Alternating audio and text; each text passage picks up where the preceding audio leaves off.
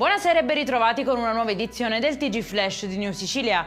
In apertura, grave incidente stradale a Modica Alta. Un uomo di 50 anni è stato travolto da un furgone mentre attraversava la strada. Alla guida una donna che non è riuscita a evitare l'impatto. Sul posto la polizia locale che ha sequestrato il mezzo. Avrebbe gambizzato un vicino di casa che si era rifiutato di nascondere della droga e armi nella sua abitazione, sparandogli 3 colpi di pistola sull'uscio di casa. E questa è l'accusa contestata alla procura di Siracusa a un 22enne che è stato fermato per tentato omicidio e porto abusivo di arma in luogo pubblico.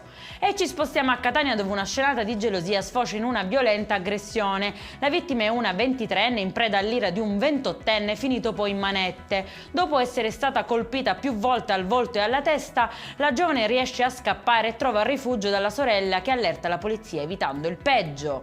20enne su tutte le furie invece all'ospedale Piemonte a Messina. Il giovane si è scagliato contro 2 guardie giurate aggredendole e ha insultato i poliziotti prendendoli a calci nel tentativo di sottrarsi al controllo. Dopo le formalità di rito è stato posto ai domiciliari.